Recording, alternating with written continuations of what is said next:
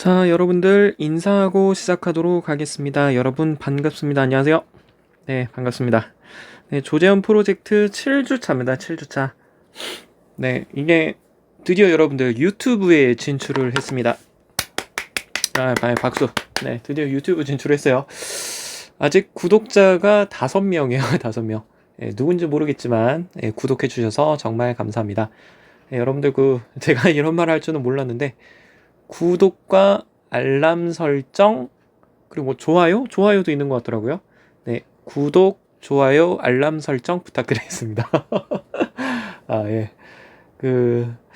글쎄요, 뭐 조회수가 그렇게 많이 나오지는 않은 것 같은데 그래도 조금이라도 이제 좀 듣는 친구들이 있는 것 같아가지고 아주 뿌듯합니다. 아무도 안 들을 줄 알고 그래도 조회수가 10은 넘어가는 것 같더라고요. 지금 3학년들 대상으로 찍고 있는 건데 아직 제가 3학년 반 학생들한테 전체적으로 설명한 건 아니고 그 인스타에 제 주소를 올려놨기 때문에 유튜브 주소를 올려놨기 때문에 인스타 하는 친구들만 이 소식을 알고 있겠죠. 그래서 적은 거라고 믿고 있겠습니다. 네, 아무쪼록 여러분들 많이 사랑해 주시고 많이 관심 가져주시기 바랍니다. 네, 오늘은 8월 1일이네요. 네, 8월 1일. 지금 새벽에 지금 갑자기 영상을 찍게 됐습니다. 요즘에는 왜 맨날 이렇게 강의가 늦어요? 그래서, 글쎄요, 이게 핑계일 줄 모르겠는데, 지금은 제가 세특 쓰느라고 좀 정신이 없어가지고, 맨날 올려야지 그랬는데 맨날 미루게 되네요. 네. 게을러가지고. 네, 죄송합니다. 자, 오늘은 이제 조전 프로젝트 7주차예요. 7주차. 네. 지금 제가 만들어 놓은 거는 이제 16주까지 만들어 놨어요. 16주까지. 근데 이 내용이 좀 더 이제 추가가 될 수도 있을 것 같아요. 좀 더 추가가 될 수 있을 것 같고, 현재 지금 여러분들에게 나간 종이는 이제 8페이지까지 나간 걸로 알고 있습니다. 8페이지까지. 네, 8페이지까지 나간 걸로 알고 있어요. 네. 또 시작해 보도록 하겠습니다. 저번에 여러분들 조선 전개 대외 관계 부분 살펴봤거든요. 기억하실지 모르겠지만 여러분들 임진왜란 그리고 호란, 특히나 임진왜란과 호란 중에서도 정묘호란은 좀 안 나오고요. 병자호란 쪽이 좀 많이 나오는데 임진왜란과 병자호란에 자주 나오는 키워드들 있다고 말씀드렸습니다. 그거 잘 정리하셔야 돼요. 임진왜란 같은 경우에는 뭐 한산도 대첩, 뭐 이순신, 뭐 곽재우, 그리고 뭐 조명연합군, 그리고 뭐 전투 같은 경우는 뭐 한산도 대첩, 뭐 명량해전, 뭐 노량해전 이런 것들이 핵심 키워드로 나올 수가 있다. 그리고 이제 결과로 본다면은 이제 일본 같은 경우에는 이제 도요토미 히데요시가 이제 몰락하게 되고 그 이름 뭐더라?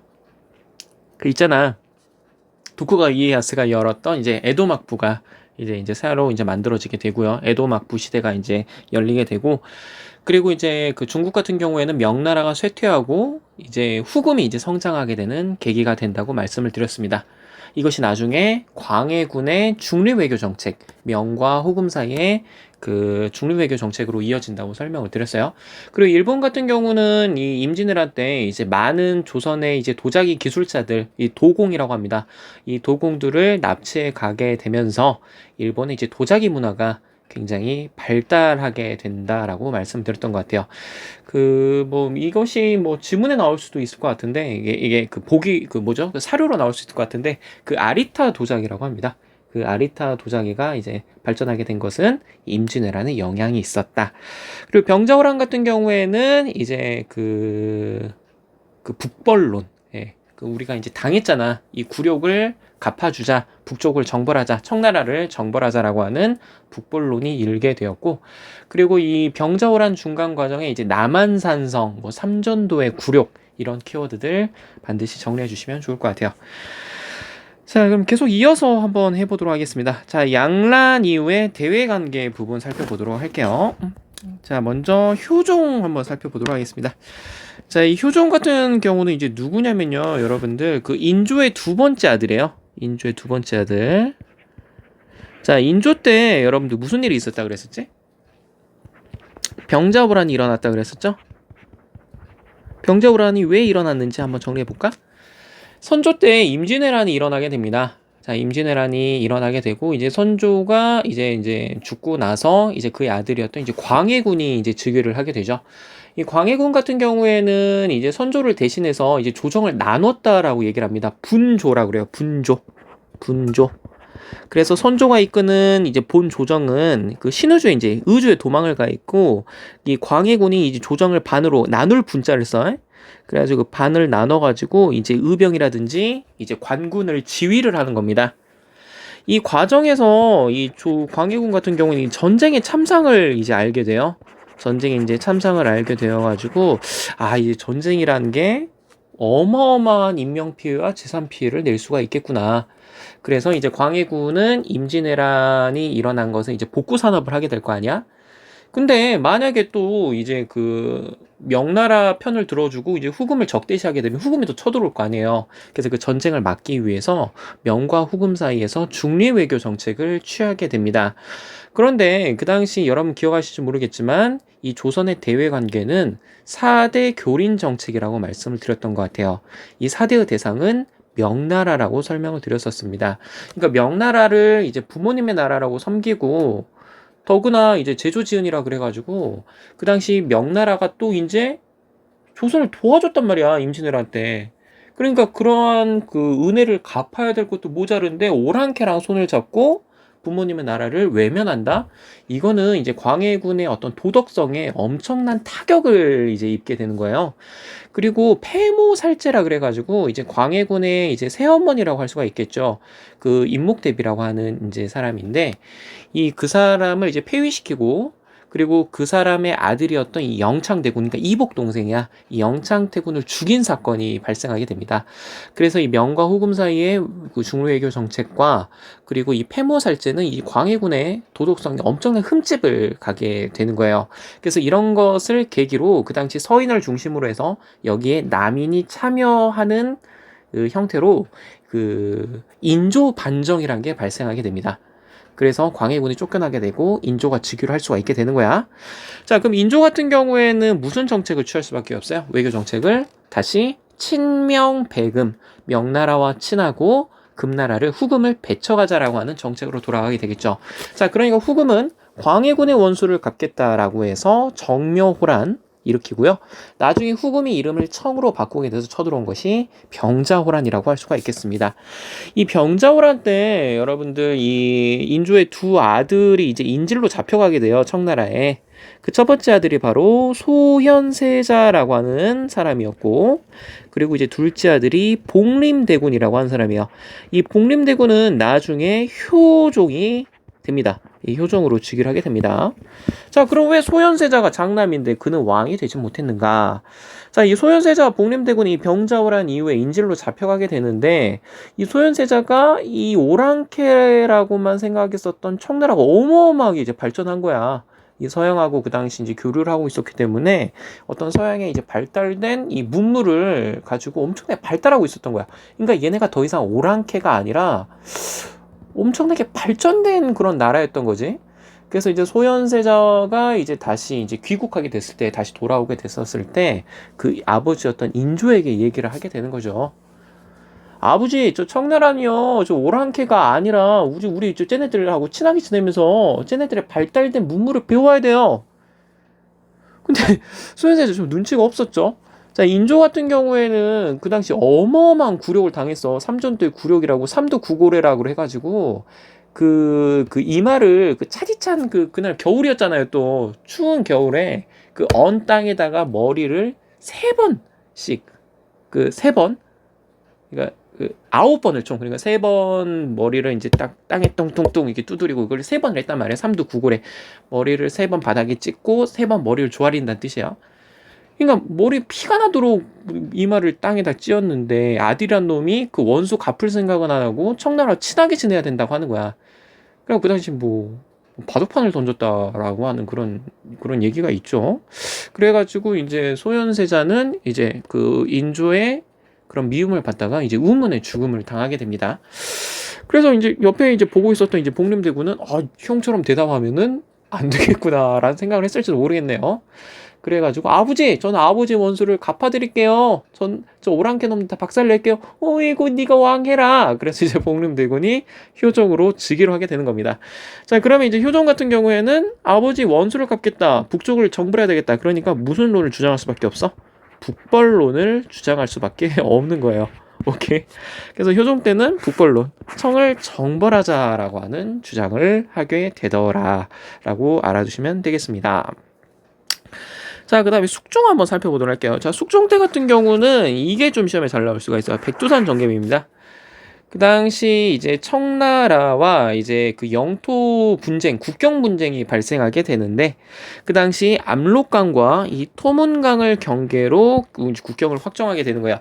이 토문강의 해석을 놓고 나중에 그 조선하고 이제 이제 그 청나라하고 또 국경 분쟁이 일어나게 됩니다. 국경 분쟁이 일어나게 돼. 그래서 청나라 같은 경우에는 이 토문강을 두만강으로 해석하게 되고, 그리고 이제 조선 정부 같은 경우에는 이 토문강이란 강이 또 있어요. 그래갖고 토문강이지 왜 두만강으로 변하게 되느냐, 이 문제 가지고 한 번 더 이제 다투게 됩니다. 그래서 그 당시 이제 조선이 아니죠, 이제 대한제국이라 해야 되겠네요. 그 대한제국에서는 이 간도 지역이라 그래. 이 간도 지역을 통치하기 위해서 간도 관리사 이범윤이라고 하는 관리를 파견하는 모습을 보이게 됩니다. 그런데 이 간도 문제를 두고 나중에 1909년에 이제 그러니까 일본과 청나라가 간도 협약을 체결하게 돼요. 1909년에. 예. 근데 왜 조선 정부, 대한제국 정부는 거기 참여할 수가 없었는가? 1905년에 을사늑약으로 외교권을 빼앗겼기 때문에 여기에 참여할 수 없게 되는 거예요. 그거는 나중에 다시 한번 설명을 드리도록 할게요. 그래서 숙종 때 청나라와 이 국경 분쟁이 있었는데 백두산 정개비 때 그것을 확정 지어놨다라고 알아두시면 되고요. 여기는 없지만 이 숙종 때 또 안용복이라고 하는 어부가 그 당시 이제 독도와 이제 울릉도에 가가지고 이 땅이 이제 조선 땅임을 확인받고 오게 됩니다. 그래갖고 그 당시 안용복이 그 일본 그 막부 책임자를 찾아가가지고 이제 독도와 울릉도가 우리 땅임을 확인받고 옵니다. 우리 땅임을 확인받고 오더라. 네, 이렇게 좀 추가적으로 좀 적어두시면 좋을 것 같아요.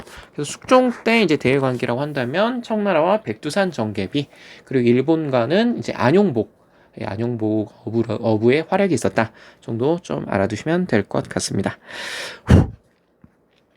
자, 그 다음에 조선 후기의 정치 변동과 제도 개편. 이제 조선 후기의 정치 부분을 이제 또 살펴봐야 되겠네요. 자, 먼저 비변사라고 하는 기구 아주 중요합니다. 일단 이 비변사는 준비하는 거야. 무엇을 준비해? 변방의 일을 준비하는 기구다라고 하는 뜻을 가지고 있어요. 이 비변사는 처음에는 임시기구로 만들어지게 됩니다. 이 중종 때 이 삼포외란이라고 하는 그 일이 발생하게 돼요. 기억하실지 모르겠는데 그 세종 때 이제 그 4대 교린 정책의 이 교린의 방법으로 그 일본의 강경책으로는 쓰시마섬 정벌이 있었다고 설명을 드렸었죠. 근데 온건책이라고는 이제 3포를 개방하게 됩니다. 부산포, 제포, 연포. 근데 일본이 여기에 만족하지 않고 그 거래량을 좀 늘려달라라고 해서 이 세계의 항구에서 난리를 친 사건이 바로 삼포외란이에요. 그리고 너무나 이제 큰 사건이었기 때문에 그 당시 중종 때 이러한 일본을 이제 이 국경 문제죠. 그 일본의 어떤 이런 반란이라고 하기 좀 그런다. 이 어떤 그런 난을 그 좀 해결하기 위해서 임시회의기구로 만든 것이 비변사예요. 근데 이 비변사가 처음에는 임시기구로 만들어졌다가 이제는 항상 설치된 상설기구로 바꾸게 되는데, 그거는 을묘외변을 기점으로 만들게 되는 겁니다. 을묘외변. 을묘년에 또 왜구들이 난리를 쳤다라고 하는 뜻이야. 거의 전쟁 직전까지 갔다고 그래. 어마어마한 전쟁이었어. 그래서 을묘외변으로 좀 심각해지니까 이 상설기구, 항상 설치된 기구, 우리 뭐 아울렛 같은 데 가면 여러분들 상설 매장이라고 있잖아. 그 상설 매장은 항상 설치되어 있다는 뜻이야. 그래서 임시기구가 이제 상설기구로 되다가 이 임진왜란 할 때는 최고 국정기구로 바뀌게 돼요. 근데 여러분 기억하실지 모르겠는데 이 조선이라고 하는 이 나라의 그 기본 어떤 중앙제도라고 해야 될까요? 의정부 6조 체제라고 합니다. 의정부 6조 체제야. 근데 이 비변사가 최고 국정기구로 변하게 되면서 이 의정부 6조가 유명무실화되었다고 그래요. 유명무실화되었다고 합니다. 이름 명자예요. 이름만 있고 실속은 없다는 뜻이야. 그러니까 어떤 기구로서 작용할 수가 없게 되는 거야. 자, 그래서 이 최고 국정기구로 이제 비변사가 바뀌게 되는데 나중에 이따가 나오겠지만 이 세도 정치 때 이 안동김 씨라고 하는 이 세도 가문이 비변사를 장악하게 되면서 온갖 부정부패가 일어나게 됩니다. 아무도 이 기구를 견제할 수가 없게 되는 거예요. 그래서 나중에 이제 흥선대원군은 이 비변사를 다시 폐지하고 정치를 의정부로 그리고 군사를 3군부로 나누게 될 겁니다.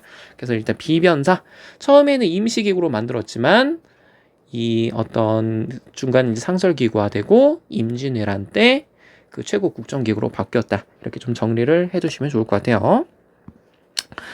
자, 수치제도의 개편입니다. 여기 부분은 여러분은 반드시 한 문제씩 좀 나옵니다.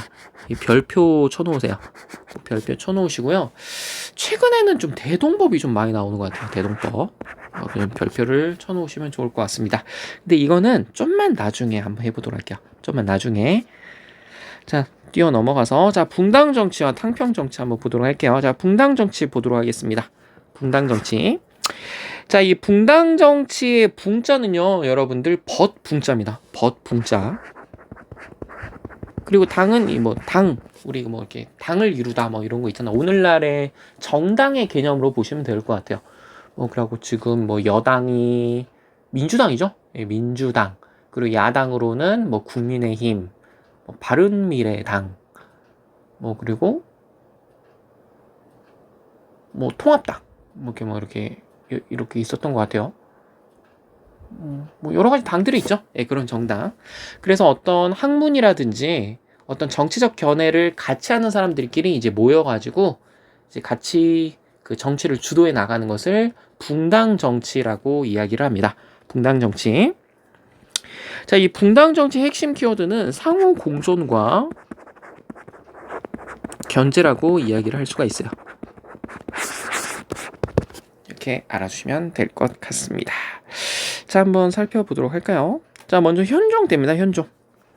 예, 현종 때는 이제 예속 논쟁이 있어요. 자, 효종의 계모인 뭐 자의 대비 상복 착용 기간과 관련하여 서인과 남인 간의 논쟁이 있었다라고 하는 얘기입니다. 그러면 효종 아까 전에 누구였는지 한번 살펴보도록 하겠습니다. 자, 아까 효종 같은 경우에는 인조의 두 번째 아들이라고 이야기를 하게 되는 거예요. 자, 그럼 이게 무엇인지 한번 살펴보도록 하겠습니다. 삼성 노트 한번 꺼내보도록 할게요. 자, 예송이에요, 예송.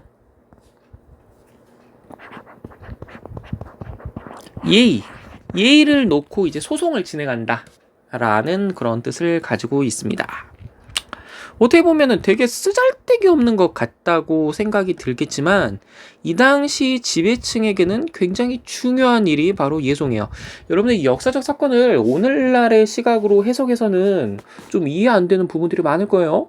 그런데 이제 과거 이 사람들에게 이제 감정이입을 해본다면은 이거는 정말 목숨과도 중요한 사건이라고 할 수가 있습니다. 자, 임진왜란과 병자호란, 우리는 이것을 양란이라고 얘기를 해요. 이 양란을 거치면서 이 조선의 양반 계층을 포함한 이제 여러 이제 지배 계층은 이 피지배 계층에게 아주 못 볼 꼴을 다 보여주게 됩니다. 자, 조선은 처음에 이제 유교의 나라, 이제 성리학의 나라라고 이야기를 해서 어떤 것을 강조했느냐? 왕, 양반을 아버지처럼 믿어라. 그들에게 효도하고 그들에게 충성을 다해라. 그러면은 그들은 아버지로서 자녀를 대하듯이 잘 보살펴 줄 것이다. 이런 거를 강조해가지고 자신들에게 충성할 것을 강요하게 되죠. 그죠? 그런데 임진왜란과 병자호란 때 이 지배층들이 보여줬던 모습은 굉장히 실망스럽게 그지없어요. 자, 이 경복궁 누가 불질렀어요? 일본 애들이 불태운 거 아닙니다, 여러분들. 성난 농민들이 경복궁 가서 불을 지른 거예요. 왜? 그 당시 신립이 이제 충주성 전투, 이 탄금제 전투라고 얘기를 합니다. 탄금제 전투. 이 탄금제 전투에서 패배했다는 소식을 듣자마자 이 양반들을 비롯한 이제 선조를 비롯한 양반 계층은 경복궁을 버리고 도망을 갑니다. 아니, 지금 농민들, 백성들은 지금 이게 어떤 사실인지도 몰라요. 근데 이 백성들을 저버리고 도망을 가버렸단 말이야. 아니, 어떤 부모가 자식을 버려두고 그렇게 혼자서 내뺍니까? 이거는 분명히 조선 초기에 강조했던 그 부분과 좀 어긋나는 그런 모습이에요. 자, 병자호란 때도 그래요. 이 명나라와 의리를 지키자라고 하는 그 이유 때문에 그들의 어떤 그런 명분? 이거를 이제 강조한 나머지 지금 도탄에 빠진 그런 백성들을 외면하고 있는 모습이죠. 그리고 또 쓸데없는 또 전쟁이 일어나 버리게 된 거야. 근데 그들은 또 이제 강화도로 도망가려고 했었단 말이야. 그런 와중에 백성들은 엄청나게 또 타격을 입었고, 그래서 그런 모습을 봤어요. 임진왜란과 병자호란 때 이 지배층이 보여줬던 모습은 굉장히 실망스러워. 근데 이들이 다시 돌아와서 나라를 통치하려고 하는데 백성들의 말을 듣습니까? 안 듣지. 그러니까 이들이 다시 한번 조선 전기 때 백성들이 자신들에게 충성할 수 있는 그런 시스템을 만들었어야 했단 말이야. 그것이 바로 예의 범절을 강조하는 거예요. 그래서 조선 후기 때 성리학을 굉장히 강조하게 되는 겁니다. 이 성리학을 강조하는 과정에서 이 예의 범절 이것까지 강조하게 되는 거예요.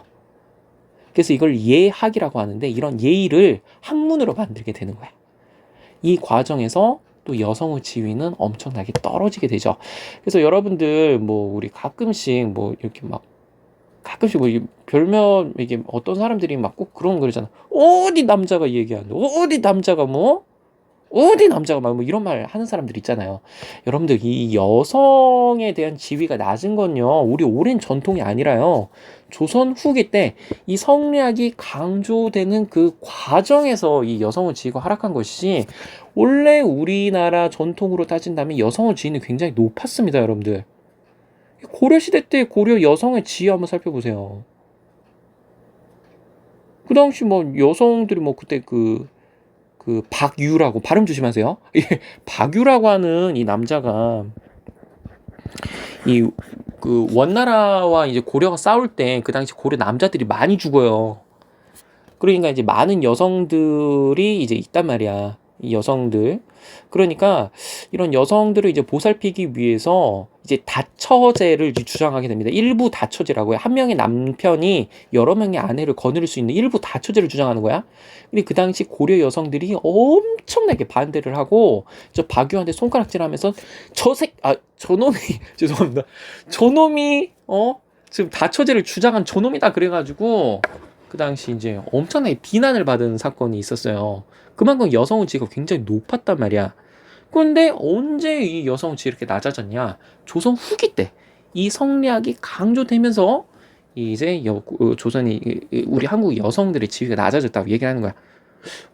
중요한 것도 아니고 왜 이렇게 강조하죠? 어찌됐든 시간이 없으니까. 그러니까 예송은 여러분들 이 지배층이 다시 한번 이 피지배층의 어떤 그런 충성을 받기 위해서는 이걸 강조할 수밖에 없었어. 그래서 이거를 모르면은 이런 것도 모르는 놈들만 이런 미천한 것들만 그러면서 이걸 강조했다는 말이야. 자, 그럼 예송 한번 살펴보도록 하겠습니다. 자, 먼저 인조부터 한번 살펴보도록 할게요. 자, 인조 같은 경우에는 아까 전에도 말씀드렸지만 소현세자와 이 복림대군이라고 하는 두 아들을 두고 있었다고 설명을 드렸습니다. 복림대군 나중에 효종이 된다고 말씀을 드렸어요. 소현세자는 아까 전에 청나라와 친하게 지내야겠다라는 그런 주장을 했다가 인조의 미움을 받고 의문의 죽음을 당하게 되고 복림대군이 효종으로 즉위를 하게 되는 것이죠. 자, 그럼 여기서 질문. 효종은 장남입니까? 차남입니까? 차남이죠. 둘째 아들이잖아. 차남이야. 그치? 차남으로서 항상 우리 그 정통으로 따지면 장남이 왕이 돼야 되는데 차남이 왕이 된 거야. 이런 상황에서 인조가 여러분들 그 세장가를 가게 돼요. 자의 대비라고 하는 여성과 결혼을 하게 됩니다. 세장가를 가게 돼. 근데 자의 대비가 너무 어려. 너무 어려. 이제 효종하고 이제 나이대가 비슷했다고. 효종보다 더 나이가 어렸다고 알고 있어요. 나이가 굉장히 어린 거야. 그러니까 효종이 이제 새어머니긴 한데 자기 또래야. 그러니까 좀 엄마인데 되게 젊어. 좀 이상한데 좀 그래. 그런 상황이야. 근데 효종은 이제 나중에 누구를 아들로 얻게 되냐면 이제 현종이라고 하는 아들을 얻게 되는 거예요. 이 현종 때 예송이 일어나게 되는 거예요. 자, 그럼 예송의 그 궁극적인 원인은 뭐냐?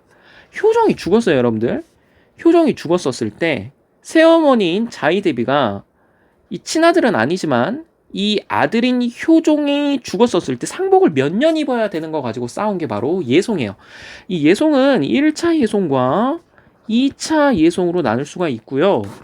이 1차 예송과 2차 유성에서 이제 서인과 남인이 다투게 됩니다. 아까 서인과 남인은 인조반정 때 같이 협력했던 세력들이라고 말씀을 드렸었어요. 자, 그럼 어떻게 나눠졌는지, 어떤 주장을 했었는지 살펴보자. 자, 1차 예송 때는요, 효종이 죽어요. 즉, 새어머니가 아들의 죽음과 관련해서 상복, 우리 장례식 가면 상복 입잖아. 그 상복을 몇 년 입어야 되는 거하고 싸운 것이 1차 예송이야. 자, 서인은 얘기를 합니다. 이 효종이 둘째 아들이기 때문에 상복을 1년만 입으면 된다라고 주장을 하게 되는 겁니다. 근데 남인은 이거를 좀 어려운 말로 왕잘의 부동사서라 그래요. 이거 몰라도 돼. 어찌됐든 그래, 효종이 둘째 아들이긴 둘째 아들이지만 왕이잖아. 그러니까 둘째 아들에 적용되는 예법 대신에 진짜 장남에게 적용되는 그 예법을 적용을 해야 된다. 그래서 3년을 입어야 될 것이라고 주장을 하게 됩니다. 근데 그 당시에는 현종이 나이도 어렸었고 서인이 더 주도 세력이었거든요. 서인이 힘이 더 셌어. 그래서 서인 편을 들어주게 됩니다. 오케이? 자, 그럼 2차 예송은 무슨 일이냐? 효종의 마누라가 있을 거 아니에요. 효종 B라고 합시다. 효종의 B. 그럼 효종 B는 자이대비를 뭐라고 불러요? 시어머니지, 시어머니. 여러분들 시어머니. 여러분들 나중에 이제 결혼할 거 아니에요. 유튜브 보신 친구들 뭐 다른 학교 있을 수도 있으니까. 다른 학교 친구들 듣고 계실 수도 있으니까. 제 희망사항인가요? 그런가? 제가 여러분들 제가 근무하는 학교도 남고여가지고, 남고여가지고요. 얘를 남고 얘들밖에 들 수가 없네요.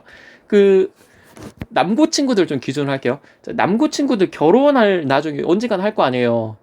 자신의 아내, 그 아내가 여러분들의 엄마를 뭐라고 불러? 시어머니라고 불러. 이거 여러분 알아두셔야 돼요. 복잡하다고 그러지 말고.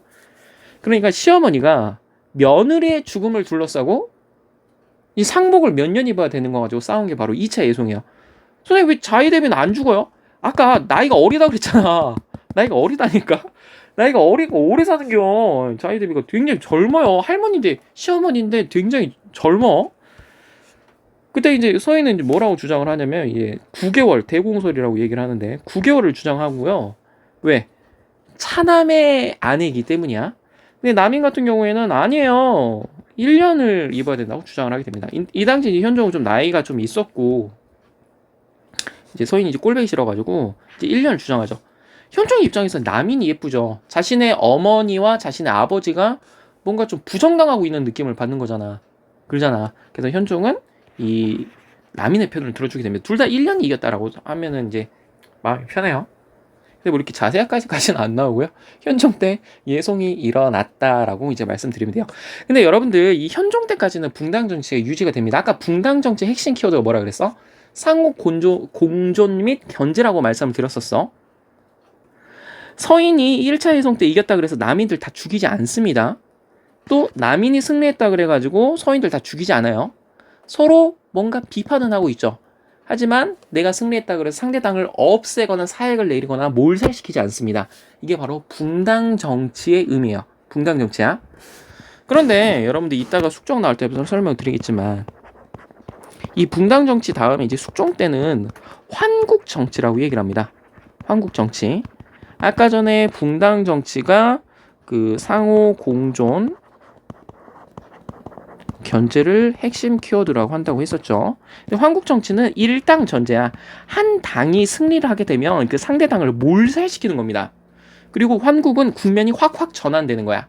숙종이 강력한 왕권을 이제 유지하기 위해서 약한 당의 편을 들어줘서 강한 당을 견제하고, 그리고 그 당이 또 이제 상대 당이 이제 커지게 되면은 또 좀 약해진 당을 지지해줘가지고 그 당을 이제 견제를 하는 되는 거야. 그래서 국면이 확확 전환된다 그래가지고 황국 정치라 그래. 남인이 이때 이 2차 예송 때 이제 승리하면서 이제 세력이 커지게 되거든. 근데 이제 숙종 때 남인들 한번 몰살시켜요. 박살을 냅니다. 그걸 바로 경신환국이라 그래. 그런데 또 서인이 어마어마하게 커져. 그래서 이 서인들을 또 견제하기 위해서 기사환국이랑 열어가지고 남인들을 엄청나게 띄워주고 서인들을 박살냅니다. 이 기사환국과 관련된 것이 이제 희빈장씨, 장옥정과 관련이 돼 있는 거야. 근데 또 이제 남인 세력이 또 커지네. 그래서 또 한 번 서인 편을 들어줘가지고 남인들을 박살을 내놓습니다. 이걸 바로 갑술환국이라 그래. 어때? 서인이 승리했고 남인들 박살났고, 그 다음에 또 남인들이 승리했고 서인들 박살났고, 또 그 다음에 또 남인 박살나고 서인 승리하고, 이런 식으로 국면이 확확 전환되는 것을 환국 정치라고 얘기를 해요. 이때부터 붕당 정치가 변질되었다라고 얘기를 하는 거야. 그래서 우리 나중에 이제 근현대에서 살펴볼 때 일본이들이 당파성론이라고 하는 식민사관을 주장을 해요. 한국인들은 피가 검기 때문에 맨날 모이기만 하면 싸운다라고 하는 거야. 그래서 이 당파성론이 근거가 되는 것이 이 환국정치입니다. 그런데 이거는 너무 일반화에 오르죠. 우린 그 전에 붕당정치라고 하는 굉장히 발전된 오늘날의 정당정치와 같은 개념을 진행하고 있었던 거야. 그러니까 나쁜 점의 일부분만 보고 엄청 뻥튀기를 떠나는 거지. 이건 일반화에 오르라고 얘기를 하지, 논술에서. 그러니까 여러분들 이 붕당정치가 이제 변질되었다고 환국정치라고 얘기를 하게 돼. 이렇게 알아두시면 될 것 같아요. 이 환국정치는 나중에 순헌철 이제 그 세도정치라고 얘기를 해요. 이 3대 60여 년간 안동김 씨와 풍양조 씨라고 하는 이 두 세도 가문에 의해서 이제 소수 가문이 이제 그 권력을 독차지하는 이제 세도 정치로 이제 변질되게 될 거예요. 그건 좀 나중에 알려드릴게. 자, 그래서 예송 정리해봤습니다. 자, 그래서 현종 때 그냥 예송 논쟁이 있었다 정도만 알아두시면 될 것 같아요. 뭐 이렇게 자세하게 나오진 않을 것 같은데 궁금해할까봐. 이거 안 궁금해하시면은 여러분들 뭐 건너 스킵하셔도 됩니다. 근데 재밌죠? 이렇게 하니까. 자, 붕당 정치 변질과 서인의 분화 한번 살펴보도록 하겠습니다. 아까 숙종 때 환국 정치 있었다 그랬었죠? 전국을 주도하던 붕당이 교체되면서 서인에서 남인, 남인에서 서인, 그리고 서인에서 또 남인, 이런 식으로. 방금 내 제대로 설명했니? 어쨌든 국면이 확확 전환되는 거, 그걸 환국이라고 얘기를 합니다. 자, 그래서 권력을 독점하게 된 붕당이 상대 분당을 탄압, 보복하면서 붕당 정치가 변절되었다. 그래서 일당 전제화까지 좀 알아두시고요. 좀 어렵게 나온다면 이 사료로 이 그 환국의 이름이 나올 수가 있어요. 한번 적어볼까? 혹시 모르니까. 제일 첫 번째가 경신환국, 기사환국, 그리고 갑술환국, 이렇게 되었다. 이렇게 알아두시면 되겠습니다. 그래서 경신환국 때는 서인이 윈, 그리고 기사환국 때는 남인이 윈, 갑술환국 때는 서인이 최종적으로 윈, 이렇게 되게 됩니다. 근데 이 경신환국 때 남인의 처벌을 놓고 이 강경파와 온건파로 나눠지게 되었대요. 그래서 노론과 소론으로 나눠지게 되는데, 갑술환국 때 완벽하게 서인이 노론과 소론 세력으로 나눠졌다까지 정리해 두시면 좋을 것 같습니다. 자, 뒤로. 자, 탕평정치 너무나 중요합니다. 탕평정치. 자, 아까 전에 이 환국 때 서인하고 남인하고 티지게 좀 싸우고 있죠. 그러니까 이 영조와 정조 때 그만 좀 싸워라 라고 하는 것이 바로 이제 탕평정치라고 할 수가 있겠습니다. 그러니까 이 강력한 왕권, 영조와 정조 때는 엄청나게 강력한 왕권을 누릴 수가 있었거든요. 그 강력한 왕권을 바탕으로 이제 싸우지 못하게끔 서인과 이제 뭐 노론, 소론 이런 세력들을 누르는 것을 탕평 정치라 그래. 이때 싸우지 말라고 얘기를 하는 거야. 원래 이 탕평 정치는 숙종 때부터 시작이 되었다라고 하는데, 글쎄요. 네. 본격적으로 시작된 것은 영조와 정종 때, 이렇게 알아주시면 되겠습니다. 그래서 좀 자세하게 들어가면 영조 때 탕평책을 완론 탕평, 그리고 정조 때를 줄론 탕평이라고 얘기를 하는데, 거기까지는 여러분들이 좀 그렇게까지는 수능이 나오지 않을 거예요. 글쎄요, 이제 이번에 겨울방학 때 한국사 능력검정 시험을 한번 준비해 볼까 하는데,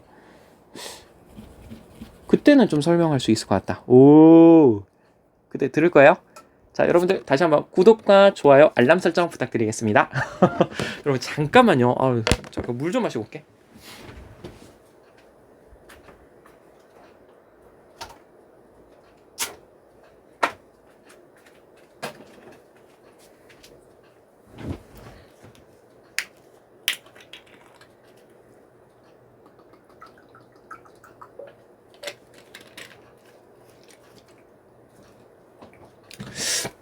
이 조재현 프로젝트를 처음엔 되게 귀찮아요, 저도. 막 찍기 아우 귀찮아. 저 언제 찍어. 그래서 이제 강의 초반의 목소리와 이게 중간 부분 지났었을 때 여러분들 제 목소리 다르다는 거를 알아채셨습니까? 처음에는 하기 싫어 이거 언제 찍어 그랬는데 이제 나중엔 저도 재밌어가지고 네. 여러분들 잘 듣고 계시나요? 이게 뭐 어떤 친구한테 얘기를 들었는데 이게 배속 가능하다고 하더라고요. 1.5로 들으면 딱 좋다고 하대 제 목소리가. 그럼 누가 그럽디다. 자 봅시다. 그 영조와 정조 같은 경우에는요, 여러분들 뭐 탕평책도 중요하지만 영조와 정조의 업적을 좀 구분을 하셔 이렇게 좀 알아두셔야 돼요. 특히나 이 정조 같은 경우에는 이렇게 세종과 더불어 이제 조선 전기 때는 세종의 업적을 많이 물어보는데 조선 후기 같은 경우는 정조의 업적을 좀 많이 물어봅니다. 그래서 좀 정리를 해주셔야 돼. 자, 영조 때 탕평책 시작했고요. 균역법 실시했는데 이 균역법은 이따가 여기 이 수치제도에 개편할 때 더 자세하게 설명을 드릴 거고요. 그리고 속대전이라고 하는 법전을 편찬하게 됩니다. 이 경국대전이라고 조선 성종 때 완성되었던 법전이 있죠. 이 법전의 속편이라고 하는 거야. 시대가 변하면 여러분들 그 법도 변해야 되죠. 범죄가 막 발생하고 이게 좀 발전하게 되잖아. 그리고 또 시대에 안 맞는 그런 법이 있을 수 있을 거 아니에요. 그래서 그걸 개정하고자 이 경국대전의 속편, 속대전을 편찬하게 됩니다. 우리 삼위인국의 속편도 뭐 송미인국 이렇게 하는 것처럼 이렇게 좀 알아두시면 좋고요. 그리고 영조 같은 경우에는 글쎄 이게 시험에 나올지 모르겠지만 서원을 정리하게 됩니다. 근데 여러분들 흔히 이제 서원 정리 같은 경우에 흥선대원군 정도만 알 수 있을 거예요. 그 당시 이제 서원이라고 하는 것이 그 당시 백성들을 이제 괴롭힌다고 막 세금 같은 거 뜯어가고 그러니까 수탈한다고. 그런데 영조 때 이 서원 정리는요, 이 탕평 정치 일환이에요. 이 서원에서 그 당시 어떤 서원 같은 경우는 교육기관이지만 이 선후배 이렇게 끈끈하게 만든단 말이야. 그러니까 이 각각의 이제 붕당들이 이 서원을 중심으로 뭉쳐가지고 이 그 싸움을 막 계속 하는 거야. 그러니까 너희 그만 싸워. 그래서 이 서원들을 이제 정리한다고라고 얘기를 해요. 그리고 뭐 탕평비를 건립했다. 뭐 그리고 뭐 탕평채 뭐 요리 이런 것들이 시험에 나올 수가 있을 것 같습니다. 그래서 영조 좀 알아두시고요. 자, 그 다음에 정조 살펴보도록 하겠습니다. 정조는 영조의 손자예요. 아들이 아닙니다. 영조의 아들은 사도세자라고 하는 사람이죠. 여러분 많이 들어봤을 거예요. 그 뒤주라고 이제 쌀을 저장하는 그런 그 박스 같은 거 있어. 거기다가 뭐 서랍같이 생긴 거 있는데 이 사도세자를 그 뒤주에 갇혀가지고 이제 물도 안 주고 뭐 밥도 안 주고 그래가지고 이제 굶어서 이제 죽게 되는 거죠. 그의 아들이 바로 정조라고 할 수가 있겠습니다. 이 정조 같은 경우는 굉장히 총명했다 그래요. 네, 굉장히 총명했고 아버지의 죽음을 옆에서 이제 봤던 사람이기도 하고요. 그리고 이 정조가 그 당시 이제 왕에 오르게 되면 이 사도세자를 죽이는데 앞장섰던 얘네들이 굉장히 위기에 처하게 되니까 이 정조를 죽이기 위해서 어마어마한 자객을 보냈다고 하죠. 그래서 이 정조 같은 경우에 밤에 잠을 못 들었다고 합니다. 만약에 누가 자고 있었을 때 자신을 해할 수가 있으니까. 그래서 잠을 자지 않기 위해서 밤에 그렇게 책을 읽고 무술 훈련을 했다고 그래요. 그리고 이 사람이 활을 또 기가 막히게 쐈다고 얘기를 합니다. 그렇게 하죠. 그리고 이 정조와 관련된 영화가 있어요. 그 정조와 관련된 영화가 그 여러분 영린이라고 한번 봐보세요. 재밌습니다. 그 현빈? 네, 현빈이라고 굉장히 잘생긴 배우 있어요. 제가 좀 얼굴을 공개하고 있진 않지만 맞다. 이게 지금 우리 광덕고 친구들 말고도 혹시나 다른 고등학교 학생들이 들을 수도 있으니까 제가 좀 현빈 닮았다는 소리를 좀 제가 키가 5cm만 컸으면 이제 연예계 생태계가 바뀌었을 건데 여기까지만 하도록 하겠습니다. 악플은 사절할게요. 네, 영린이라고 재밌어요. 굉장히 전 재밌게 봤거든요. 한번 봐보세요. 이 정조에 관련된 이야기를 담고 있는 것이 영린이라고 하는 영화입니다. 정조 업적 같은 경우 다 정리해둬야 돼. 자, 먼저 수원화성. 네, 수원화성. 그래서 거중기 들거자에 무거울 중자예요. 그러니까 크레인이라고 보시면 돼. 그래서 무거운 물건들을 이제 들기 위해서 거중기라고 하는 기구를 만들었어요. 이 정약용이라고 하는 사람이 있었고요. 그리고 이 수원화성에 가기 위해서 그 배다리라고 하는 이제 또 다리, 배를 막 이렇게 묶어가지고 그 위에 이제 널판지 같은 거 깔아서 이 도로로 만든 거야. 우리 지금 뭐 한강 같은데 뭐 다리 같은 거 많잖아. 그런 것처럼 다리 만들어 놓고. 그럼 소원성 왜 이렇게 갔냐? 그 현룡원이라 그래가지고 자신의 아버지 이제 사도세자의 묘를 거기다 뒀거든요. 그래서 거기를 이렇게 계속 들으는 모습이 있어. 그리고 정약용은 나중에 목민심서라고 하는 책을 쓰게 되는데 우리 수령을 목민관이라 그래요. 수령 사또. 그래서 이 수령들이 갖춰야 할 어떤 그런 뭐 덕목이라든지 뭐 그런 것들 역할 그런 것들을 좀 적어 놓은 것이 목민심서라고 하는 책이에요. 정리해 두세요. 자, 그리고 이 사람이 이제 장용영이라고 하는 친위 부대를 만들게 됩니다.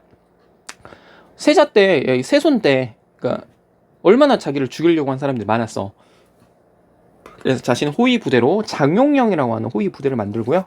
초계 문신제.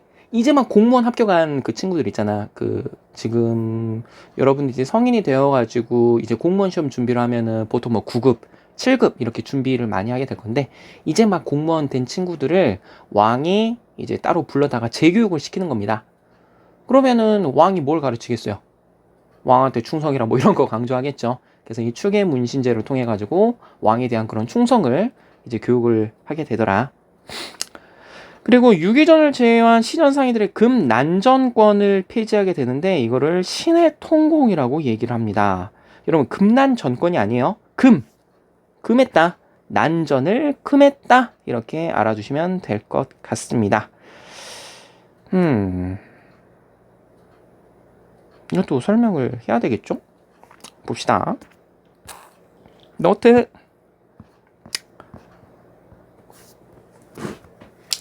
자, 여러분들 이 난전이라고 하는 것은 어지러울 난자예요. 임진왜란, 아까 삼포외란 할 때 그 어지러울 난자입니다. 어지럽히는 거예요. 저는 그 시장, 우리 그 시장을 말하는 건데 이 시장을 어지럽힌다라고 하는 것을 이제 난전이래요. 이 난전은 어떤 사람들을 말하는 거냐면, 이거 좀 설명이 좀 그렇네. 그 여러분들 우리 그 점포라고 그 가게를 이렇게 그 건물에 이제 이 어떤 그 가게를 내시는 분들 계시죠? 네, 그분들 이제 점포를 이제 낸다고 하는데 가끔씩 여러분들 뭐 시장 같은 데 가보면은 이제 어떤 뭐 할머니들이 이제 그 거리에서 이렇게 좌판 열고 이제 장사하시는 분들 좀 봤었을 거예요. 뭐 과일이라든지 뭐 채소 같은 거 판매하시는 분들 봤을 거야. 그러니까 이제 점포를 내고 이제 장사하시는 분들 같은 경우 이제 국가에 뭐 세금도 내고 뭐 이렇게 거기서부터 이제 장사하라라고 이제 허가를 받은 이제 상인들이라 할 수가 있는데 그 이제 그렇게 좌판을 하시는 분들은 뭐 물론 이제 그 허가를 받으신 분들도 계시겠지만 그렇지 않으신 분들도 있잖아. 그런 분들을 이제 예전에는 이제 난전이라고 불렀다고 그래요. 그렇다면 이것이 왜 발생을 하게 되었느냐? 예전에 이제 조선이라고 하는 나라는요, 여러분들 그 조선이라고 하는 나라는 그 상공업을 상업을 굉장히 천시 여겼어요. 성리학의 나라라 그랬잖아. 그러니까 이 성리학에서는 이 농업과 같은 정직한 일을 통해 가지고 장사란다. 정직한 농업과 같은 이 열심히 일하면 또 수확이 그만큼 또 크잖아. 물론 뭐 이렇게 자연재해가 있으면 뭐 답 없지만. 그러니까 그 중농억상 정책을 취했었어요. 농업을 중시 여기고 상업을 억상 이게 하는 거야. 성리학은 정직을 굉장히 강조하는데 우리 그 장사하는 사람들 같은 경우에는 이윤을 추구하잖아요. 가끔씩 이런 말 있잖아. 제가 이거 갤럭시 탭을 판매할게요. 60만 원에 판매할게요. 이거 원래 80만 원이에요. 제 20만 원 손해보고 팝니다. 여러분들 이거 진짠가요? 야, 어떤 상인이 손해보면서 그 물건을 파나? 이거 어떻게 보면 뻥이잖아. 뭔가 있잖아. 그래가지고 이 상업을 이제 거짓된 것이라고 그래가지고 정당하지 못한 방법으로 이제 돈을 번다 그래가지고 상업을 굉장히 싫어했었습니다. 중농억상이야. 근데 나라를 운영하는데 상업을 아예 배제할 수는 없어. 그래서 몇몇 애들한테만 이 상업을 허용해 줍니다. 그게 바로 시전 상인들이야. 이 시전 상인들은 오늘날 여러분들 그 종로 종로, 서울 이제 종로 거리 종루라고 있어서, 예, 뭐 그쪽에서 이제 장사했던 사람들이야.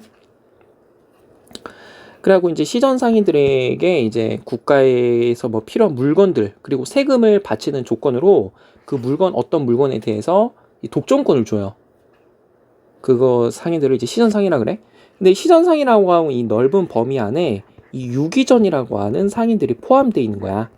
유기전 같은 경우에는 뭐 명주, 뭐 그다음에 옷감들, 그다음에 뭐 어물, 뭐 종이, 뭐 이런 거 파는 그런 6가지 물건을 다루는 애들이야.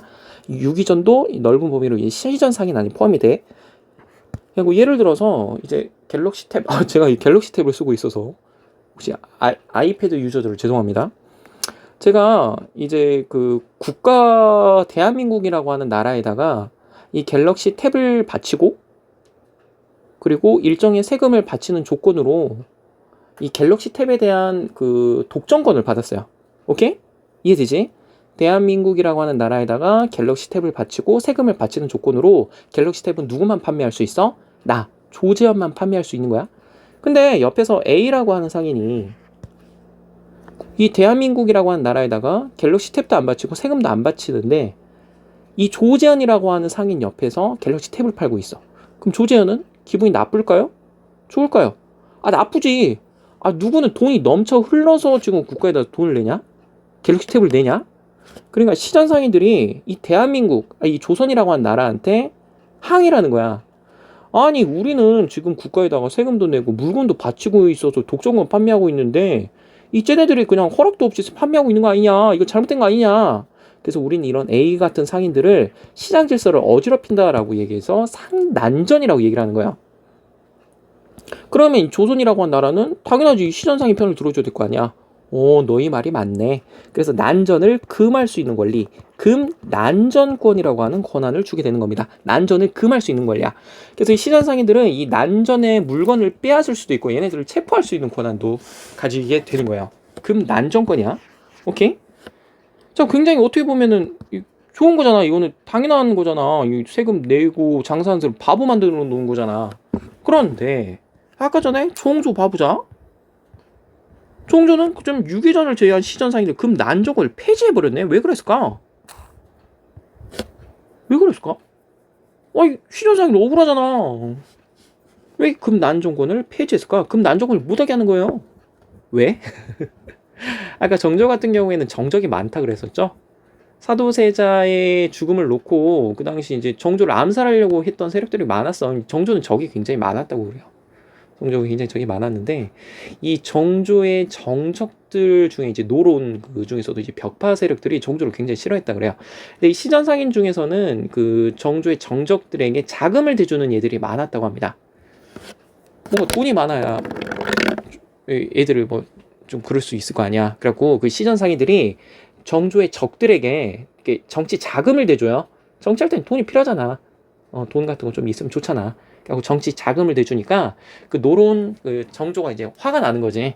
그런 정조의 정적들의 그 경제 자금을 차단할 목적으로 시전 상인들을 건드는 거예요. 그럼 시전 상인들 같은 경우 이것으로 인해서 엄청난 타격을 받게 되겠지. 그럼 당연히 정치 자금을 대줄 수가 없는 거야. 정조의 적들에게. 그래서 금난전권을 폐지했다라고 하는 그런 이야기가 있어요. 그래서 그렇게 좀 알아두시면 될 것 같아. 그래서 이것을 신의 년에 뚫어줬다. 그래서 신의 통공이라고 이야기를 합니다. 자, 그리고 규장가가 왕실 도서관이에요. 왕실 도서관을 만들었고요. 그리고 대전 통편이라고 하는 법전을 만듭니다. 법전 같은 경우에는 여러분들 이따가 좀 다시 설명드리겠지만 경국대전, 속대전, 대전 통편, 그리고 이제 흥선대원군 때 대전 회통이라고 하는 또 법전을 만들게 될 거예요. 그래서 정조의 업적들 잘 정리해 두시기 바랍니다. 아시겠죠? 자, 세도 정치와 농민 봉기 한번 살펴보도록 하겠습니다. 자, 아까 전에 여러분들 정치의 변화, 붕당 정치, 환국 정치, 그리고 탕평 정치, 그리고 마지막이 세도 정치예요. 이 세도 정치는 3대 순조, 헌종, 철종 60여 년간 안동 김씨와 풍양조 씨와 같은 이 세도 가문, 이 소수의 가문들에 의해서 권력이 독점된 시대를 세도 정치라고 얘기를 해요. 이 1800년에 딱 정조가 이제 사망하게 돼요. 그때 이제 순조가 굉장히 어린 나이로 이제 즉위를 하게 되는데 그 당시 이때 그 안동김 씨였던 그 이름 까먹었네. 안동김 씨. 잠깐만. 이렇게 되면 이 조지현 프로젝트 이거 신뢰도가 떨어지잖아. 이거 잠깐만요. 여러분들 이거 얼마나 리얼합니까? 이거 편집으로 할 수도 있는 건데요. 그치, 김조선.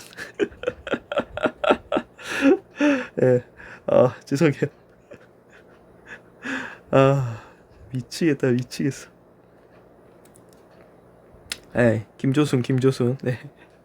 예, 이제 순전 이제 외척이었던 이제 김조순이 이제 안동김 씨 이제 주 세력이라고 할 수가 있는데, 안동김 씨와 풍양조 씨가 권력을 잡은 걸 말합니다. 그래서 순조, 헌종, 철종 때 이 나이 어린 왕들이 이제 즉위를 하게 되는데, 그 왕이 어리다는 이유로 그 안동김 씨와 풍양조 씨가 권력을 독점하는 그런 사태가 발생하게 돼요. 이걸 세도 정치라고 얘기를 합니다. 자, 이들은 어디를 장악하느냐? 비변사를 장악하게 돼요. 비변사를 장악해가지고 온갖 부정부패가 일어나게 됩니다. 이때는 또 매관매직이 성행해요. 이게 매관매직, 뭐 마술 말하는 것이 아니라요, 관직을 사고 파는 것을 말해. 저는 광주 살거든요, 여러분들. 왜 자꾸 다른 학교 친구들 들을 수 있잖아. 혹시 알아요, 여러분들? 뭐 제가 뭐 저기 엄청나게 유명해져가지고 나중에는 그때 조지현 쌤 말 잘 들었고 사인 받아놓고 혹시 이제 조지현 프로젝트 전국 진출을 위해서 제가 이제 광주 사는데요, 여러분들. 광주 사는데, 자, 예를 들어보자.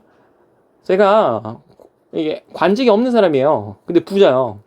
그래갖고 안동김 씨를 찾아갑니다. 안동김 씨 찾아가가지고, 안녕하세요, 저 광주 사는 사람인데요, 광주 시장 하고 싶어요. 그럼 안동김 씨 그 관계자가 뭐라 그래? 야, 광주 시장 비싼데? 그래요? 얼만데요? 50억? 50억이요? 알겠어요. 50억 드릴게요. 그래갖고 50억을 주고 광주 시장이라고 하는 자리를 사게 됩니다. 여러분들, 광주 시장은 지금 여러분들 뽑는 거죠. 그냥 예를 드는 거야. 자, 보자. 자, 이제 광주 시장이 딱 됐어요. 50억 주고 샀어. 나도 타격이 커. 50억 엄청 큰 돈이잖아. 나도 타격이 커. 근데 내가 막 광주 시장 됐는데, 진짜 광주 사람들을 위해서 진짜 뭐 세금도 깎아주고 광주 사람들 정말 잘해주고 이렇게 해야지? 이렇게 합니까? 아니지. 아니, 50억이나 주고 샀잖아. 그럼 50억 플러스 알파를 뜯어내야지. 10억 정도 뜯어내야지 계산이 맞지. 10억이 뭐야? 50억 본전에다가 더 뜯어내야지. 60억, 70억 뜯어내야 이제 계산이 맞을 거 아니야. 50억만 뜯어내면 본전이잖아요, 여러분들. 그러니까 어마어마하게 자기의 본전 생각이 났기 때문에 어마어마하게 이제 세금을 뜯어요. 그리고 이제 이거를 삼정의 문란이라고 얘기를 합니다. 삼정의 문란. 토지세의 문란, 전정. 그러니까 토지가 없는 사람한테 너 토지 있잖아! 이러면서 이제 세금을 내는 거야. 저 토지 없다니까. 아니야. 여긴 장부엔 적혀 있어. 그리고 군정. 이 군정은 군대 가는 걸 말해요. 근데 이제 여러분들 그 군적 수포제라고 그래가지고, 원래는 이제 군대를 가야 되는데, 이제 중종 때 군대 가는 대신 그 1년에 그 포를 두 필을 내면은 이제 군대를 안 가요. 그러니까 군적 수포제가 시행된 이후로 군대 가는 것은 이제 옷감 내는 걸로. 그 당시에는 쌀하고 옷감이 돈이 됐기 때문에, 그 당시 돈처럼 사용했기 때문에 옷감을 바쳐요. 근데 이 옷감을 바치는 이 사람들은 16세, 남자 기준, 남자만 해당이 돼. 남자 16세에서 60세. 여기 16세에서 60세에 해당하는 남자애들만 이 군포를 바쳐야 되거든. 근데 환구첨정, 어린 아이들, 이제 막 태어난 얘들이나, 그리고 죽었어, 백골진포, 죽은 사람한테도 군포를 물리는 거예요. 잘못된 거지. 이거는 잘못된 거지. 이거 군정의 문란이라 그래. 그리고 마지막이 환곡이라고도 합니다. 환곡은 여러분들 그 국가가 이제 그 어려움에 처한 농민들을 구제하기 위해서 시행한 사회복지제도로 생각하시면 돼. 춘대춘합제도라고 알아두시면 돼요. 봄에 꿔줬다가 가을에 돌려받는 제도야. 이거 왜 그런다 그랬어? 쌀은 가을에 추수해요. 그럼 이거 겨우내 먹으면은 이제 봄 되면 먹을 것이 떨어진단 말이야. 그럼 굶어 죽어? 안 되지. 얘네 살려야 될 거 아니야. 국가에서는 이 백성들이 탄탄해야 얘네들이 또 세금을 내고 국가가 운영이 될 거 아니야. 세금을 백성들이 내니까. 그래서 백성들의 몰락을 막기 위해서 이 환곡이라고 하는 제도를 시행하게 돼. 여러분 아시죠? 고구려 때는 진대법, 고국천왕. 그리고 고려 때는 뭐 흑창이라고 불렸다가 나중에 의창이라고 바뀌나 그랬지. 조선시대 환곡이야. 오케이. 근데 환곡은 약간의 이자만 받기로 했는데 이게 고리대금업으로 바뀌게 되는 거야. 높은 이자를 받게 되는 거야. 그래서 내가 10,000원을 국가에 껐어. 근데 이자를 20,000원 내놓고 세상에 이게 몇 배요? 심지어는 내가 안 껐는데 껐다라고 막 뻥치는 거야. 서류를 조작을 해가지고. 그래서 이 세 가지가 문란하다 그래서 삼정의 문란이라고 얘기를 합니다. 그럼 백성들 열 받아요? 안 열 받아요? 열 받지. 그러니까 반란이 일어나는 거야. 홍경래연안과 임술농민봉기야. 홍경래연안은 일단 세도 정치의 어떤 그런 수탈도 있었지만 서북민, 이 평안도 지방, 이 평안도 지방은 여기를 말하거든요. 여러분 아시죠? 이거 평안도, 함경도 알아주셔야 돼. 이 평안도 사람들을 그 당시 그렇게 차별했대요. 그리고 평안도 사람들을 평안도 놈 이렇게 했다고 그래. 이 서북민들에 대한 차별과 이 세도 정치의 수탈로 일어난 것이 홍경래의 난이야. 나중에 관군에 의해서 진압이 되게 돼. 자, 임술농민봉기 같은 경우에는 그 경남 그 진주라는 데가 있어요. 진주. 그 진주에서 시작된 반란이 전국적으로 퍼지게 되는 거야.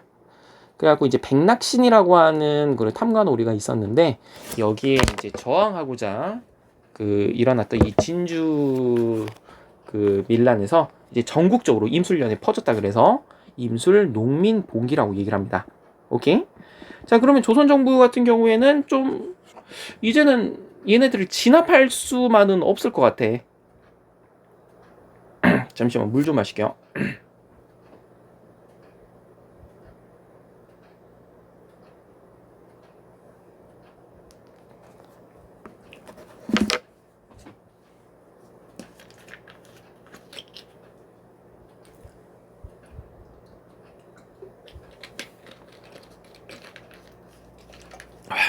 이건 좀 길다. 자, 조선 정부는 이제 진압하는 방법만으로는 좀 안 될 것 같아. 이 궁극적인 문제 이걸 해결해야 된단 말이야. 그러면은 고쳐줘야 되겠지. 즉 삼정의 문제를 바로잡아야 될 거 아니야. 그래서 삼정이정청이라고 하는 기구를 만들게 돼요. 이 정은 고칠다라는 뜻이에요. 바르게 고치다. 그래서 삼정의 문란을 고치는 기구 삼정이정청을 설치합니다. 이걸 박규수라고 하는 사람이 이제 건의를 하게 될 거야. 그래서 박규수의 건의에 따라서 삼정이정청을 설치하고 그리고 탐관오리의 어떤 부정을 막기 위해서 안핵사 그리고 뭐 암행어사 같은 그런 관리들을 파견하게 될 겁니다. 근데 이 삼정이정청은요, 여러분들 이 임술농민봉기가 좀 잠잠해지니까 나중에는 없어지게 됩니다. 세도 정치 좀 알아주세요. 자, 조선 후기의 사회 변동과 문화의 세경향 보도록 할게요. 자, 조선 후기 때 같은 경우는 상품화폐 경제가 발달하게 됩니다. 근데 이것은 이유가 있어요, 여러분들. 농업이 발전했기 때문입니다. 여러분, 상업이 발달하기 위해서는요, 일단 먹고 사는 문제, 먹는 문제가 해결이 돼야 됩니다. 먹는 문제가 해결이 돼야 돼. 가장 중요해. 농업이 발전했기 때문에 상품화폐는 내가 먹으려고 하는 것이 아니라 시장에 내다 팔기 위해서. 그러니까 상품작물은 내가 먹으려고 키우는 작물이 아니라 시장에 내다 파는 거야. 그래서 그런 것들이 이제 서로 이제 교류가 이게 엄청나게 진행이 되다 보니까 상품화폐 경제가 발달했다고 하는 거야. 그럼 농업이 어떻게 발전했어? 조선 후기 때 되면은 그 논농사가 모내기법이 일반화되죠. 이전에 집합법이라 그래가지고 농업 생산량이 굉장히 이제 적은 방법이 있었어. 근데 모내기법으로 생산량이 늘어나게 돼. 그러니까 이제는 내가 먹을 쌀 말고도 쌀이 남아. 잉여 농산물이라 그러지. 이 쌀이 이제는 이제 내가 먹고도 남아. 그럼 이거 썩혀요? 이제 시장에 내다 팔면 되잖아. 그러면은 지금 내가 일 안 해도 시장에 지금 쌀이 넘쳐 흘러. 그럼 모든 사람들이 다 농업만 할까? 봐보세요, 여러분들. 지금 여러분들 여기 농사 짓는 사람 거의 없을 거 아니에요. 저도 농사 안 짓습니다. 그 이유는 뭐야? 우리 지금 농업 인구가 그렇게 많지 않죠, 여러분들. 그죠? 그럼 왜 모든 사람이 농사를 안 져도 돼? 우리 모든 사람들이 먹고도 남을 그런 쌀이 재배가 되고 있잖아. 그러니까 모든 사람이 농업에 종사할 필요가 없는 거야. 그러니까 저는 지금 여러분들 지금 한국사 가르치고 있잖아요. 이것도 마찬가지야. 이 모내기법이 일반화되게 되면서 쌀이 어마어마하게 생산이 돼. 그러니까 모든 사람들이 농사를 지을 필요가 없는 거야. 그러면 어떤 사람들은 상인이 되고 어떤 사람은 광산에서 일을 하고 어떤 사람은 물건을 만드는 수공업자가 되게 될 거예요. 이게 조선 후기의 모습이라고 할 수가 있어. 자, 이 시기 때는 조선 후기 때는 이 상평통보라고 하는 동전이 이제 많이 사용이 되게 됩니다. 이 상평통보 같은 경우에는 이 숙종 때 이제 만들어졌다고 이제 알려져 있어요. 숙종. 아까 황국정치 기억나지? 자, 쌀, 옷감. 이것이 조선 전기 때까지만 하더라도 이 돈처럼 사용이 되게 됩니다. 그런데 우리가 교류할 때 예를 들어서 갤럭시 탭을 판매해. 제 당근마켓에서 갤럭시 탭 팝니다. 60만 원이 팝니다. 이렇게 올려놨어요. 자, 그럼 직거래. 그런데 여러분들 잘 봐봐. 근데 제가 이제 60만 원이 아니라 자, 갤럭시 탭 팝니다. 쌀 80kg. 그 80kg를 들고 와야 돼. 오메. 이런 무겁잖아. 그러니까 이런 무겁고 이게 또 쌀 같은 경우도 썩을 수가 있어요. 그러니까 그것을 방지하기 위해서 그 교류를 좀 거래를 쉽게 하기 위해서 이때부터 동전을 쓰게 되는 거야. 이게 바로 상평통보야. 조선 후기를 보여주는 가장 좋은 키워드가 이제 상평통보야. 그리고 장시는 시장이에요. 시장이 전국적으로 개설이 됩니다. 물건 교류를 어디서 합니까? 물건 거래를 시장에서 하죠. 그래서 장시가 시장이 많이 만들어지는 거야. 그리고 덕대가 민영광산이 운영을 담당한다고 하는데 덕대는 오늘날 CEO입니다. CEO는 그 경영자를 말하죠. 최고 경영자를 얘기를 하지. 자, 근데 이 경영자가 이제 덕대는 광산이에요. 광산은 여러분들 뭐 금광도 있고 은광도 있고 뭐 그러지. 광산을 얘기하는 거야. 자, 이 광산 같은 경우에는 원래 국가만 운영을 합니다. 그래서 관영이라고 얘기를 해요. 그 관영광산이라 그래. 국가에서 운영하는. 근데 이제 국가에서만 운영하기가 힘드니까 이거를 민간에게 줍니다. 그럼 이거를 누가 사들이냐면 아까 그 시장 이런 걸로 돈을 많이 버는 상인들이 이제 돈을 많이 벌어요. 상인들이 돈이 많아. 상인 자본. 그럼 이 상인들 같은 경우는 이 광산에 대한 정보가 없잖아. 그래서 이 광산을 잘 아는 사람, 그 사람을 고용을 합니다. 이게 바로 덕대야. 덕대한테 투자를 하는 거지. 그리고 덕대를 고용을 해. 광산에 대한 정보가 많으니까. 그럼 덕대 같은 경우에는 여기서 일할 노동자들을 고용을 하는 거야. 그래서 이 광산을 운영하는 거야. 이걸 덕대야. 오늘의 CEO랑 비슷하지. 저는 한국사 가르치는 교사예요. 근데 PC방 같은 걸 운영해보고 싶은데 PC방에 대한 정보가 없어. 어떻게 하면은 PC방을 잘 운영할 줄 몰라. 그러니까 PC방을 잘 아는 친구를 제가 돈 주고 고용을 하는 겁니다. 그리고 PC방에 투자를 해줘요. 그 친구 같은 경우에는 이제 PC방을 운영을 해야 되는, 자기 혼자는 운영하기 힘들지. 그래서 아르바이트생들을 이제 고용하는 거야. 응. 그럼 아까는 그 PC방 내가 맡긴 사람, 그 사람을 덕대라고 한다고. 잘 듣고 계시죠? 네. 그리고 조선 후기 때 되면 이제 담배와 인삼이 상품작물로 재배가 돼요. 담배와 인삼, 그리고 뭐 채소, 이런 거 잘 알아주세요. 상품작물은 내가 먹으려고 키우는 것이 아니라 시장에 내다 팔려고 키우는 걸 상품작물이라 그래. 그리고 이때 만상, 송상, 경강상인과 같은 그리고 내상 이런 상인들이 활동을 했다고 그래요. 자, 만상 같은 경우에는 여러분들 이 의주에서 장사했던 상인들을 말합니다. 그 청나라 무역을 담당하고 있었고요. 그리고 여기는 안 나와 있는데 이렇게 본다면 내상은 이 동래가 부산 옛 이름입니다. 일본과 거래를 했던 얘들이야. 송상은 여기 이제 그 개성이라는 데가 있어요. 개성. 그 개성에서 이제 교류했던 애들. 그래서 이 송상 같은 경우에는 평양 위에 개성 있죠? 갑자기 걸려. 룰룰룰. 개성 위치.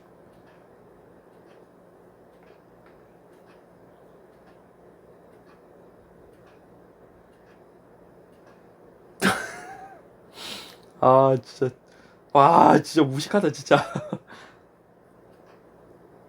어디 있는 거야? 아이씨.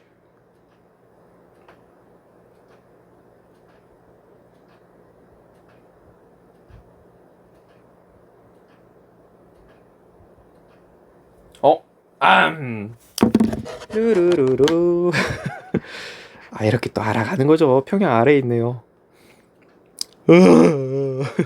죄송합니다. 너무 무식해가지고. 이씨. 개성. 개성 왕만두. 여러분, 그 개성 같은 경우에는 옛날에 개경이라고 불려가지고 고려의 수도예요. 네. 네, 개성에서 장사하던 애들이 바로 송상이야. 얘네들 같은 경우에는 송박이라고 하는 그런 체인점을 운영을 했고 주요 물품이 인삼이야. 그리고 만상과 내상 사이에서 이 중개무역으로 돈을 많이 벌던 얘들이야. 자, 경강상인은 서울경자의 강강자입니다. 그러니까 서울에 있는 강에서 그 택배업을 하던 애들이에요. 그러니까 서울에 있는 강, 뭐 한강에서 그 배를 바탕으로 이제 물건 같은 거 운송업에 이제 그 종사했던 상인들을 이제 경강상인이라고 얘기를 합니다. 이런 얘들이 이제 거래를 했다. 이렇게 상공업이 발전한 것은 무조건 조선 후기다. 이렇게 좀 알아두시면 좋을 것 같아요.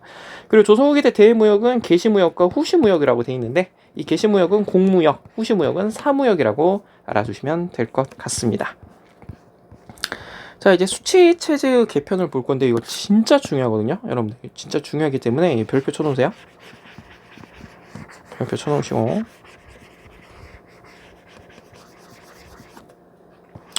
이걸 좀 키울 수 없나? 지우개?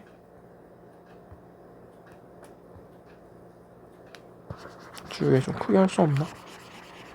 이렇게 지워야 되나? 혹시 이거 갤럭시 이거 지우개 좀 크게 하는 방법 아시는 친구들 그 댓글로 좀 알려주시면 조재 선생님 제공하는 포옹, 포옹 해드립니다. 허그, 허그 해드려요. 허그. 네, 가봅시다. 자, 이 수치 체제의 개편 한번 보도록 할게요.